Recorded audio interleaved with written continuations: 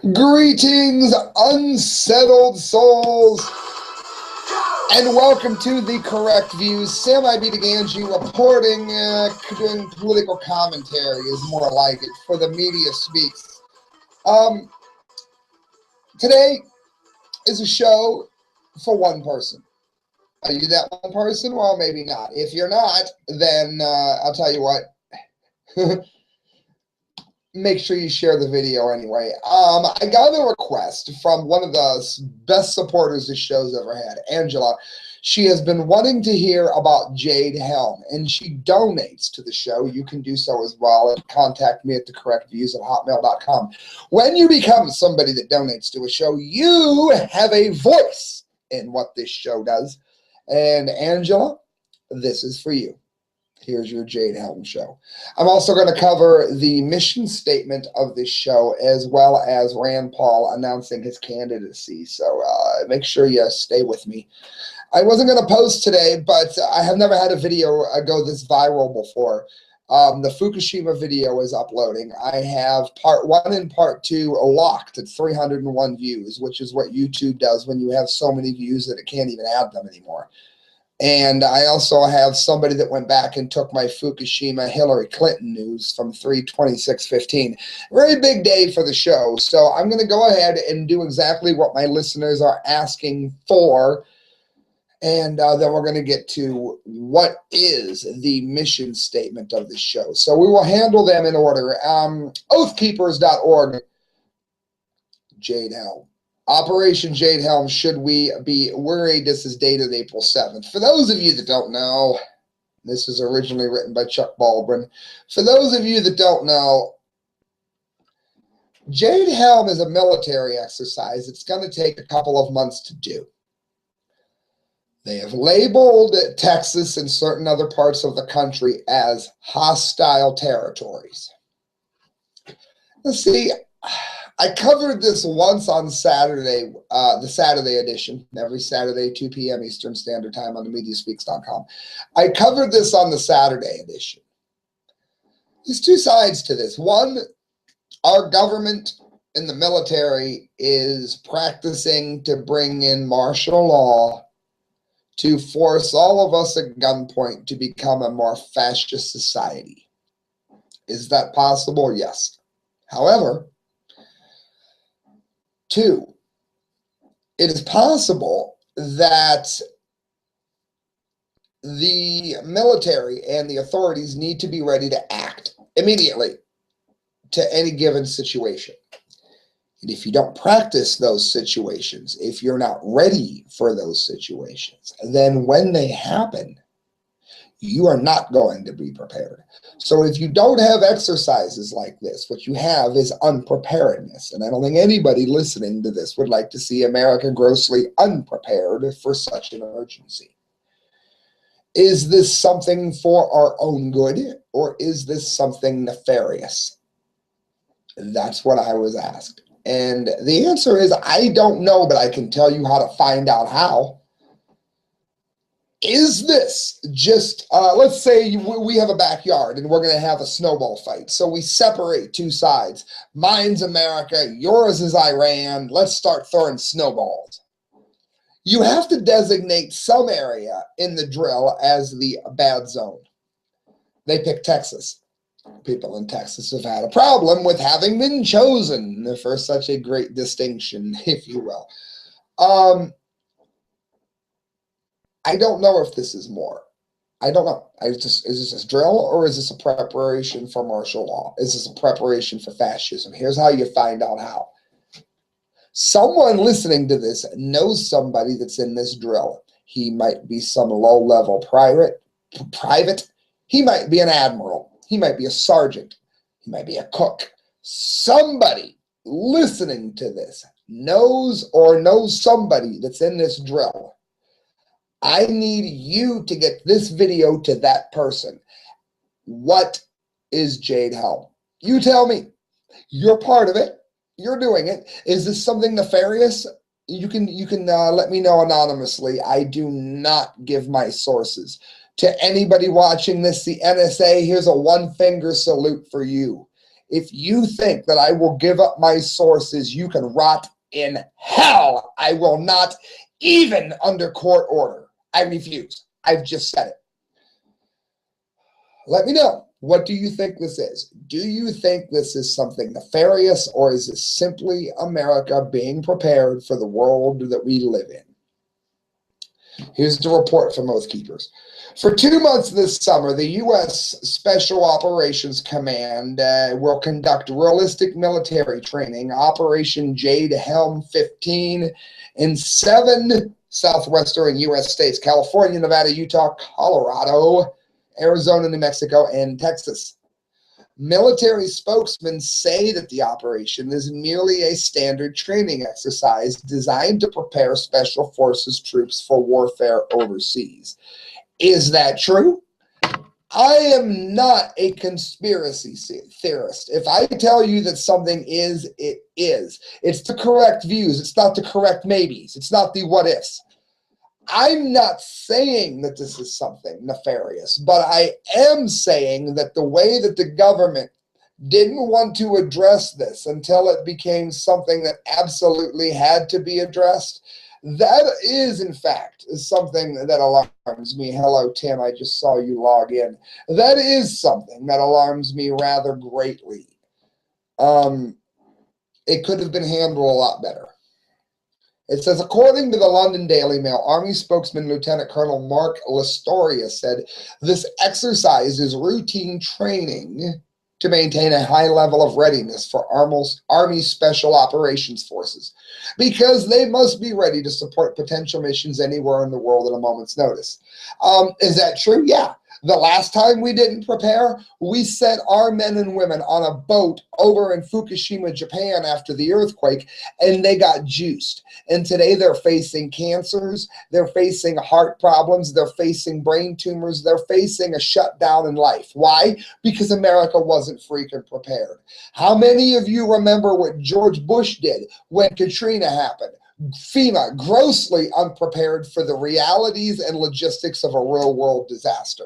So, yes, we need to be prepared for this. However, could this be a step in the direction that takes the Fourth Amendment and other rights away from the American citizenry? Could this be practicing for that? Of course it could. That's why I'm on air right now.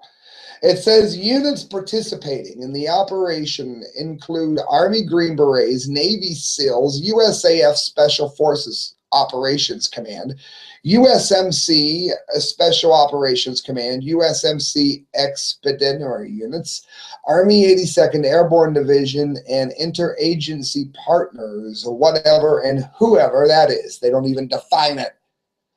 Over 1,200 troops will participate. Now, do you mean to tell me that there's not anybody listening to my voice, and I get thousands of hits, that can find me a couple of these 1,200 troops? BS, I know you can make it happen. That's why you're the best audience in America.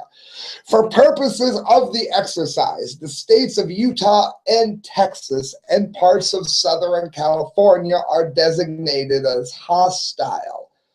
Local mayors and county commissions have been notified of the operation and have already signed off on it. Would the mayors be willing to sign off on something that they thought was going to hurt their people?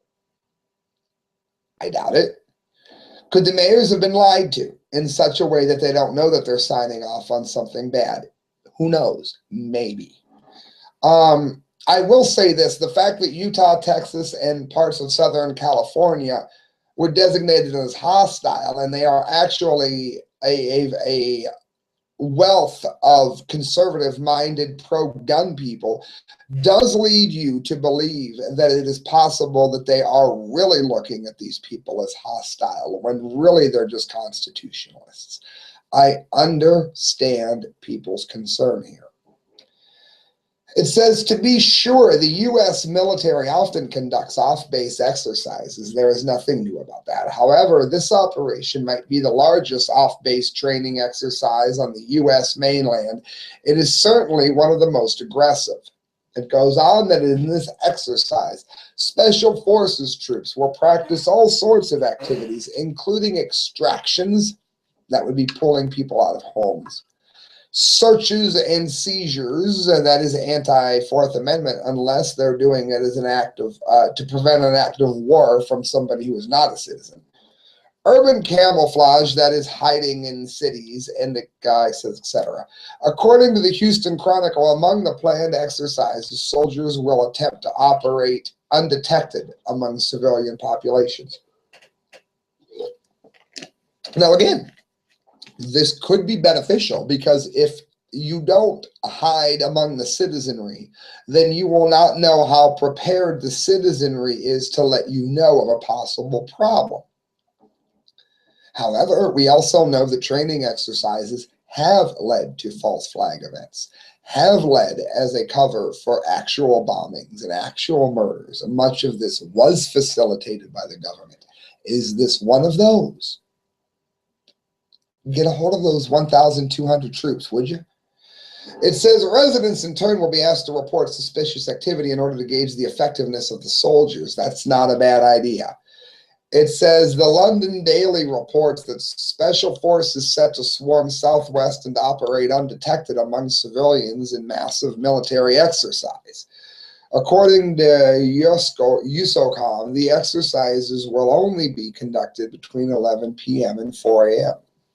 It'll be interesting to see if something happens between those hours. And if so, is it a coincidence or is it a false flag planted by them? Unfortunately, it's going to be accused as a false flag, whether it is or not, if it takes place between that particular time zone. Or time, you know what I mean, time duration. It says, pray tell, how difficult will it be for Special Forces troops, the best of the best, to operate undetected and blend in during the middle of the night? That part of the military's description makes no sense at all to me. Well, it does to me, because if we were going to be hit by someone, it would very likely be at night. Very often, real terrorists, not the false flags, they tend to operate, like now I'm on at 4:12 in the morning, it tends to operate when not a lot of people are awake, because there's less chance of being seen. So it does make sense to me, Mr. Baldwin. It says we already have millions of taxpayer dollars being spent on mass media advertising that tells people that if you see something, say something. Now we are going to practice reporting suspicious activity. I'm not sure that that's what it is, Mr. Baldwin. There's a chance that this is a training exercise, and if they act like terrorists and get caught, it proves that society is awake and seeing something and saying something. If they do not, if they can pull this off by acting like your average terrorist, then it means that society is not watching for suspicious activity. Is this good or bad? I don't know. It hasn't started yet. Of course it has the potential to be bad. It says, believe it or not, there was a time in the country when such an idea would have been considered abhorrent by the American people as resembling Nazi Germany or Red Russia too much. Then again, most of our World War II generation has passed, hasn't it? That is true. It says the internet is abuzz with speculation that these exercises are not designed to prepare U.S. troops for overseas operations, but are actually designed to prepare U.S. troops for aggressive operations against the American citizenry. And that is, of course, what we all fear, which is why you're listening to me talk right now. It says, at the risk of sounding paranoid, ever since 9/11, our federal government has targeted America's homeland for all sorts of surveillance, spying, and snooping, etc. The NSA routinely collects virtually all electronic communications, telephonic transmissions, etc. from the American citizenry. In other words, they've brought a lot of this doubt that we all have upon themselves by the way that they have treated us since 9/11. The U.S. Congress and federal courts have become nothing more than rubber stamps for an executive branch of government determined to know the most intimate details of every person in the nation. The United States now has the dubious distinction of being the most spied upon country in the history of the world. That is true. For the first time in U.S. history, we have in Northern Command a full active military division, which is the 3rd Infantry Division, assigned to the continental United States. We have the Department of Homeland Security, which has turned our local and state agencies into miniature military units and has armed them with all sorts of military weaponry and equipment, including some of the most sophisticated intelligence equipment gathering capabilities in the world. Of course, it goes on to talk about the Patriot Act. We all know how bad that is, and how we've lost the trial by jury and habeas corpus. We know that. It says the whole idea of practicing extractions, which is a nice word for kidnappings, in the U.S. cities sends chills up my spine, and I agree. Are they practicing to extract possible militants who could invade our country, or are they practicing to come after Joe Citizen, who has every God-given right to have his gun? That's what we're talking about, people. It says, please take a look at what is happening in this country. Our local state police are being militarized, and it goes on to all the problems that we are seeing. It's like a whole paragraph of them. We know. It says, I think the American people have good reason to be paranoid. I agree. I totally agree.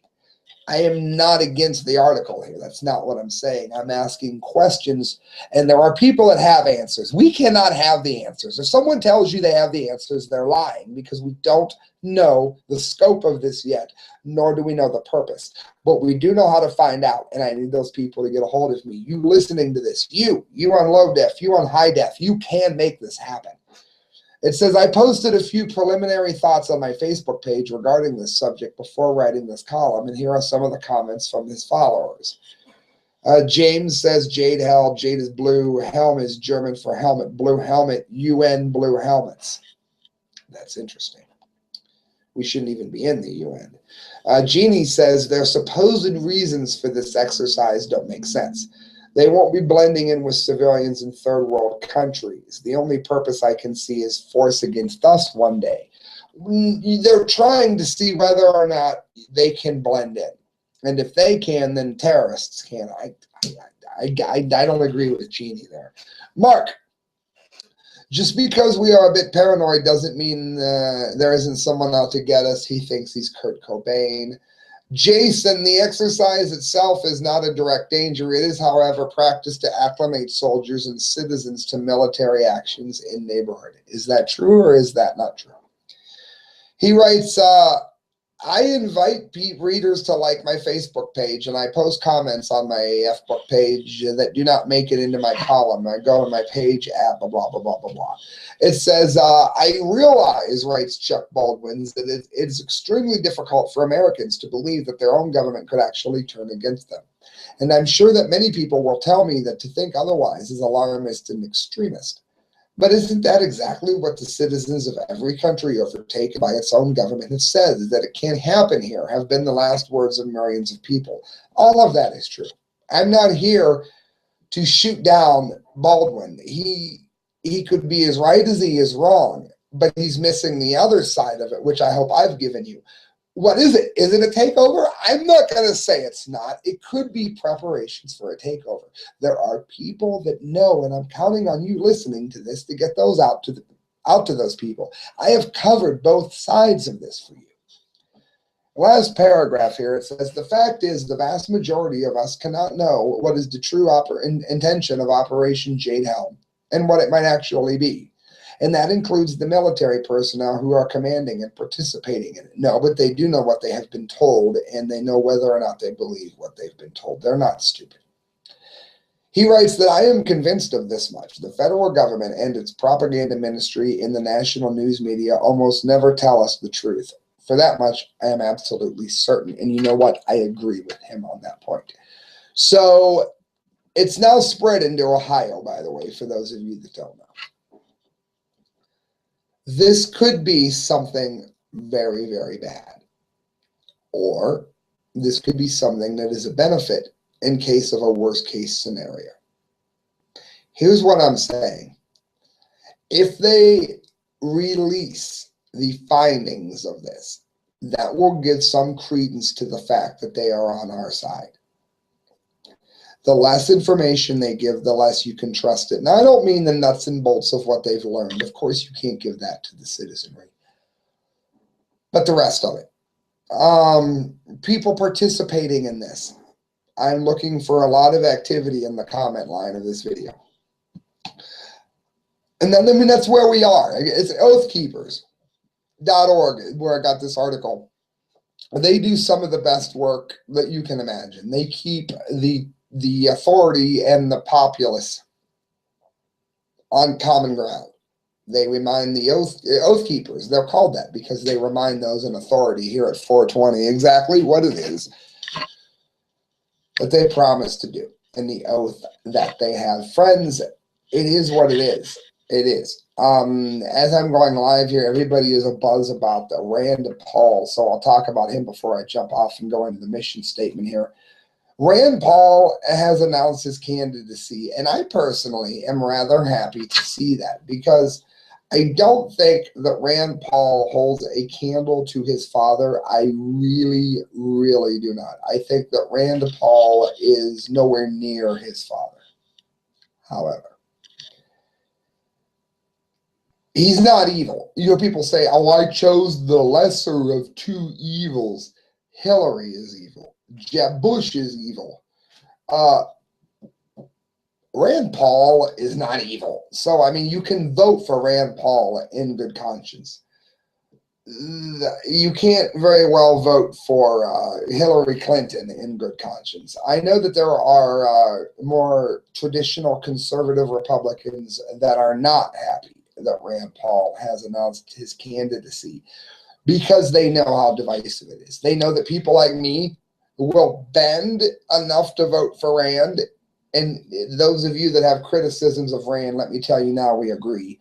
There are people that are going to bend enough to vote for Rand that will not do so for Ted Cruz, will not do so for Rubio, will not do so for Jeb Bush. I am one of those people. And I terrify the Republican establishment. But I've got news for you. I am not a Republican. I am a libertarian. So I don't have a problem with throwing the Republican candidate under the bus if I don't like him. And right now, the only Republican candidate that doesn't make my stomach turn is Rand Paul. So Rand Paul, God bless you. Hopefully you don't accidentally elect Hillary. But I mean, what's the option? To not have somebody who is right run? We don't want that. So I mean, again, right as in right and wrong, not as in left and right.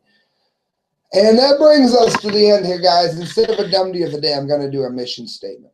I've been doing this for over 3 years. YouTube destroyed the first 100 and some videos that I had. They've been obliterated.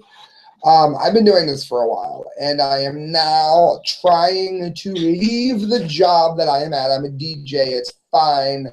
I'm not the kind of DJ I used to be. I used to actually get to play good music. Now I have to sneak good music in. I respect all the people I work with, but I'm looking to do something different. I'm gonna have to try to make like $25,000, $26,000 a year to be able to quit the job I'm at. But if there's going to be a mission statement where I'm at, then friends, that's what I'm trying to do. I want to make this listener funded. Would I sell it to a syndication of some kind? Yes, I would if I had to. But then I'm answerable to all of these organizations and businesses and everything else. And you say something that makes, you say you have Gerber baby food, they get a fucking diaper up their ass. Next thing you know, you've lost your sponsor because, you know, you just said fuck on air like I did. Now you got my sponsor. If you guys fund me, then I'm answerable to you. And you wouldn't have even found this show if you didn't already think like I did. If I'm not dropping F-bombs every 30 seconds like I'm a rapper, then you really don't care if I drop one every once in a while. If I really anger you in some way, but you agree with most of what I said, maybe you will donate, maybe you won't, but you're not going to have me knocked off the air. You're still going to roughly support what I do. That is not the case with big-scale advertisers. And if this doesn't work, I'm going to have to go after more big-scale advertisers. And that is a slippery slope if you're not careful. So, I mean, I've got, what, how many videos do I have up right now? 413 videos are up. You know whether or not you like me by now. If you do, then support me.